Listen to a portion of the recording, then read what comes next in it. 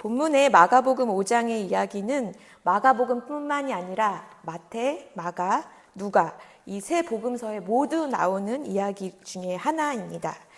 그리고 이 이야기를 대부분 회당장 야이로의 딸이 죽었다가 살아난 이야기, 그리고 달리다쿰이라고 우리가 흔히 알고 있는 그런 이야기로 알고 있는 이야기 하나와 또 혈류증에 걸렸으나 옷가를 만져서 주님의 옷가를 만져서 나은 이야기의 하나로 분리되어서 저희가 많이 기억을 하고 있습니다. 그러나 이 이야기가 분리되면서 우리 머릿속에는 이 회당장 야이로의 딸 이야기와 이 혈류증 여인의 이야기가 전혀 연관이 없는 것처럼 그렇게 생각을 하기도 합니다. 그러나 이 이야기는 두 개의 별개의 사건이라기보다는 어떻게 보면 하나의 연결성을 가지고 또 동시에 연결될 수밖에 없는 그런 연합된 이야기라고 할 수 있습니다. 그 이유는 마태, 마가, 누가 이 복음서 모두가 이 두 이야기를 연결해서 저희에게 들려주기 때문입니다. 혹은 이제 복음서 중에서도 이야기를 배치하거나 나열할 때 떼놓기도 하고 이렇게 편집을 해서 배치를 하기도 하는데 이 두 이야기는 언제나 같이 붙어서 그때의 절박한 상황을 절실하게 설명하고 있습니다.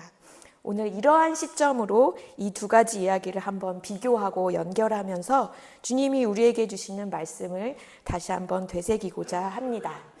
먼저 어느 딸의 아버지의 이름이 아주 멋지고 분명하게 소개되고 있는 장면입니다. 이 자녀는 다른 자녀는 하나도 없는 무남동녀 외딸을 가지고 있는, 그리고 그 딸을 눈에 넣어도 아프지 않을 사랑스러운 외동딸의 아버지입니다. 그의 이름은 우리가 읽어보았듯이 야이로입니다. 그리고 그의 신분도 그의 명함판에 잘 새겨져 있습니다. 회당장이라는 것인데요.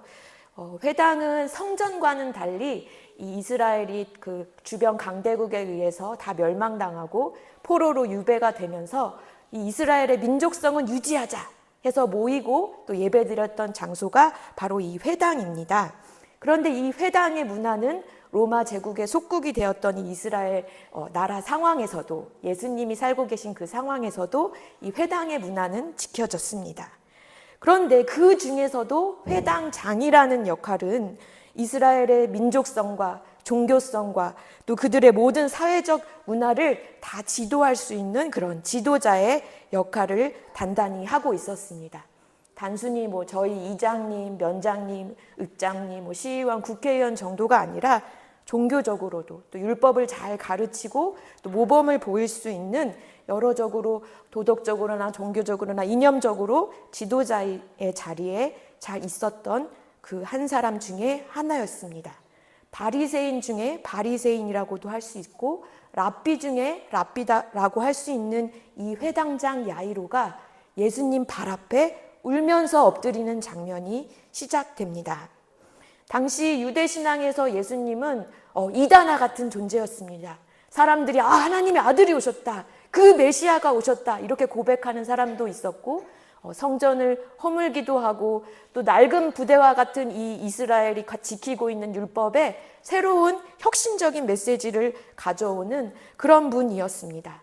그런데 이렇게 사람들이 주목하고 있는 예수님 앞에 회당장 중의 장인 야이로라는 사람이 울면서 그 발 앞에 엎드려서 저 바다 건너편에서 이미 몇 날 며칠을 있다가 오신 그분을 발을 동동이고 기다리면서 있다가 그분이 무태 내리자마자 엎드려서 울면서 주님 앞에 자기를 소개하고 간청을 했다는 이야기는 이미 이 회당장 야이로가 자기의 체면과 다른 사람의 이목과 시선과 비난에도 불구하고 예수님을 자기 딸에 처한, 자기 가정에 처한 마지막 소망이라고 붙들고 찾아온 모습을 알 수 있습니다. 그리고 그는 자신의 이러한 간절한 소망을 알리고 예수님의 시선을 사로잡기에도 충분한 모습으로 주님의 앞에 드러냈습니다. 그리고 모든 사람이 들리도록 또 자신을 소개했을지도 모릅니다. 예수님 앞에 저는 회당장인데요, 야이로라고 합니다. 그러나 이 야이로에게 있는 외딸에게 위급한 일이 닥쳐왔습니다. 죽음을 바로 앞둔 자기 딸을 예수님에게서 빨리 오셔서 저희 집에 오셔서 안수해 주시고 살려 주십시오라고 간청했던 그 간절함이 이 야이로에게 있었습니다. 그래서 모든 무리가 이 야이로, 대단한 사람이 예수님께 간청한 그 간청을 함께 듣고 무리가 모두 야이로의 집으로 다 몰려가기 시작합니다. 이렇게 한시가 급한 야이로의 간절함에도 불구하고 갑자기 야이로의 마음이 확 상해지는 그런 사건이 벌어집니다. 황당무계하게도 야이로의 인상이 찌푸려지면서 예수님이 이렇게 말씀하시는 것입니다. 누가 내 옷에 손을 대었느냐. 오늘 마가복음 5장 30절의 말씀입니다. 이 한시가 급한 야이로에게 아니 예수님 이 시간에 왜 멈추십니까? 그리고 많은 사람이 옹이고 모여드는 이 장소에서 그거 옷가에 누가 만졌다고 그렇게 까탈스럽게 그러시냐고 이렇게 막 울분이 치밀어 올 수 있는 그런 상황이었을 것입니다. 이렇게 혈루증에 걸린 여인의 이야기는 야이로의 이야기 속에 슬며시 잠깐 삽입되어 아무도 모르게 속삭이듯이 그렇게 묻어나온 이야기입니다. 이 여인은 자신의 이름을 소개할 여건도 안 되었습니다. 기회도 없었습니다. 누군가 자기를 이렇게 예수님 발 앞에 모셔가지도 못하는 상황이었습니다. 그는 그냥 기생충처럼 가만히 야이로 이야기에 붙어서 예수님을 만날 수밖에 없는 그런 상황이었습니다. 그러나 그에게도 한때는 삶이 있었고 젊음이 있었고 살아있는 생동감이 있었습니다. 누군가에게 자신의 아버지와 자신의 가문을 소개할 수 있는 가정과 삶의 이야기들이 있었습니다. 이거는 여담이지만 심지어 누가복음의 안나라는 여선지자도 사회적 약자 중의 약자인 84년 된 과부였음에도 불구하고 아셀 지파의 비누엘의 딸이었다고 당당히 자기의 아버지의 이름과 지파 이름을 소개할 수 있는 그런 여인의 명예가 있었습니다. 그러나 이 여인은 어느 것으로도 자신을 소개할 수 없었습니다. 그는 어느 누구와도 어울려서 빨래터나 우물가에서 수다 떨거나 이야기도 할 수 없었고 누구와도 식사도 할 수 없는 당당한 사회적으로 당당한 한 사람이라고 존재가 여겨지지 않는 그런 사람이었습니다. 그는 이미 12년 전에 부모로부터 가족으로부터 사회로부터 완전히 격리되어서 인권조차 지켜지지 않는 저 멀리 격리촌에서 이송된 그런 사람입니다. 불결하고 부정한 여인으로 취급받았고요. 사회적 오염물질로 취급받았고요. 쓰레기처럼 버려진 그런 쓰레기장의 하나로 여김받았던 그런 사람입니다. 그러나 지금 야이로의 12살 된 딸처럼 이 여인도 분명히 누군가의 사랑스러운 딸이었고 막 꽃이 피어오르기 시작한 그때가 있었을 것입니다. 저는 이 여인의 그런 질병이 걸리기 직전의 나이를 한 12살쯤으로 축축해 볼 수가 있습니다. 12살이 되면 저희 딸도 12살이었던 때가 있는데요. 이제 마리아도 요셉과 정혼을 할 만큼 사회적으로 어머니라는 지위를 얻을 수 있는 그런 나이가 바로 이 12살입니다. 그녀가 그렇게 꽃송이처럼 피어오를 수 있는 이 12살에 가정이 다시 새롭게 시작될 수 있는 그 나이에 아마도 그녀는 이 병에 걸리기 시작했을 것을 최소의 나이로 볼 수 있습니다. 그러나 그녀는 그때로부터 이미 12해를 지나서 12년이라는 그 기간 동안 아주 비참한 삶을 살게 되었습니다. 당당히 예수님 면전에 나타날 수도 없었고요. 그 간절하게 아버지를 살리려는 아버지조차 그녀의 주변에는 없었습니다. 이 부정한 질병이라는 육체의 틀에 갇혀서 삶도 아니고 죽음도 아니고 언제 올지 모르는 그 육체의 죽음의 순간을 그냥 꾸역꾸역 죽음이라는 이름으로 살아내어야 했던 그런 여인이었습니다.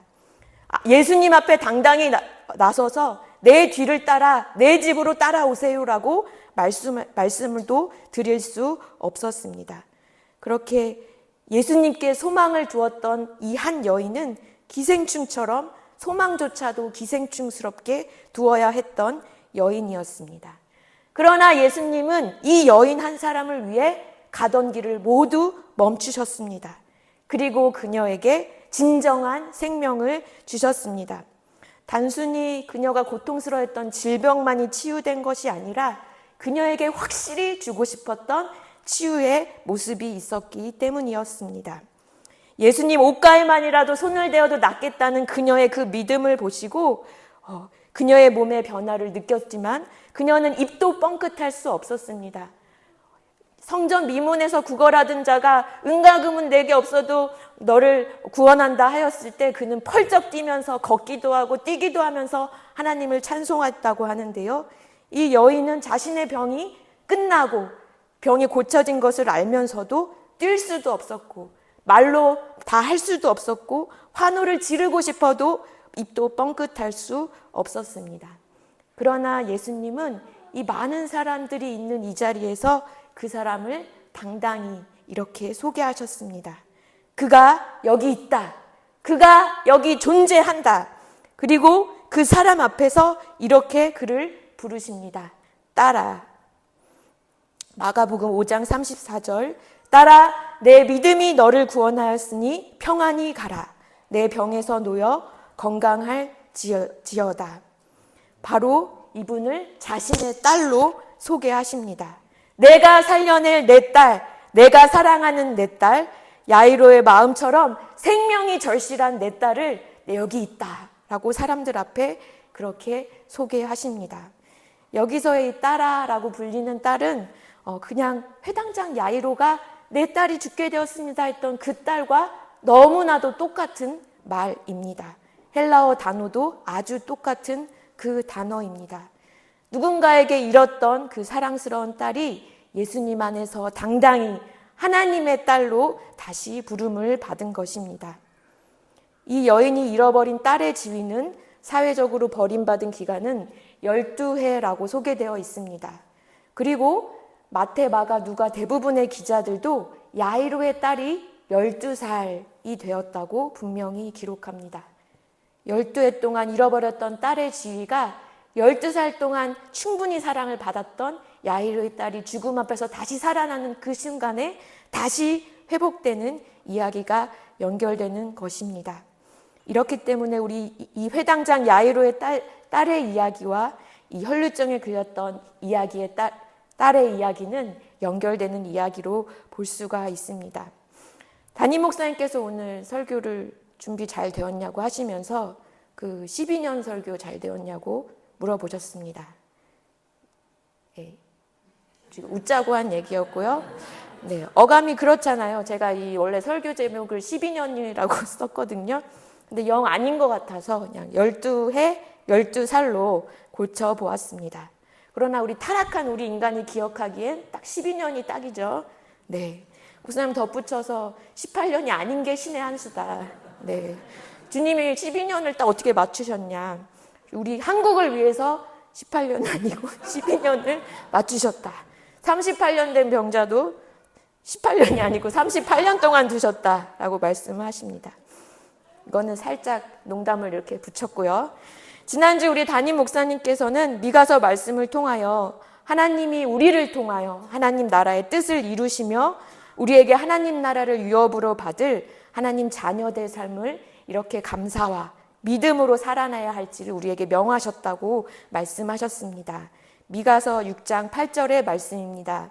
사람아 주께서 선한 것이 무엇임을 내게 보이셨나니 여호와께서 내게 구하시는 것은 오직 정의를 행하며 인자를 사랑하며 겸손하게 내 하나님과 함께 행하는 것이 아니냐.